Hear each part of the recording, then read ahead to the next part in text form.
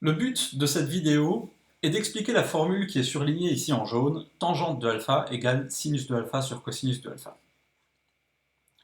Pour expliquer cette formule, nous allons utiliser, comme d'habitude, le cercle trigonométrique.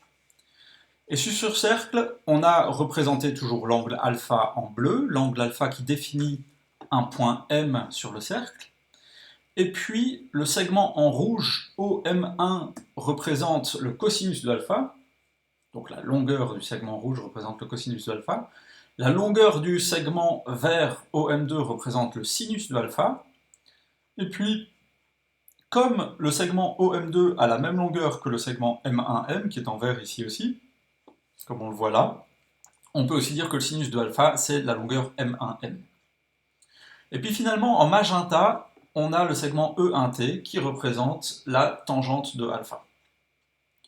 On s'intéresse maintenant à deux triangles. Le premier triangle, c'est celui-ci, OMM1, qui est rectangle en M1.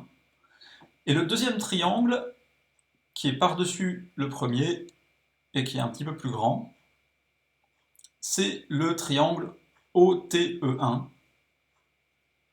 qui est rectangle en E1. Ces deux triangles sont semblables, ils ont le même angle alpha, ils ont tous les deux un angle droit, et donc on peut utiliser le théorème de Thalès. Et le théorème de Thalès, qu'est-ce qu'il nous dit?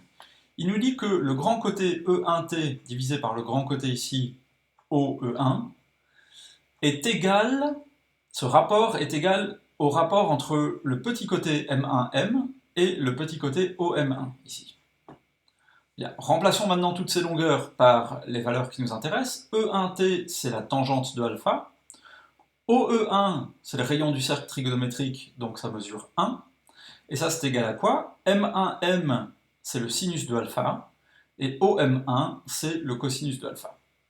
Et maintenant, il n'y a plus qu'à simplifier la fraction de gauche. Tangente de alpha divisé par 1, ça fait tangente de alpha. Et donc, on a tangente de alpha égale sinus alpha sur cosinus alpha, ce qui est bien la formule que nous voulions démontrer.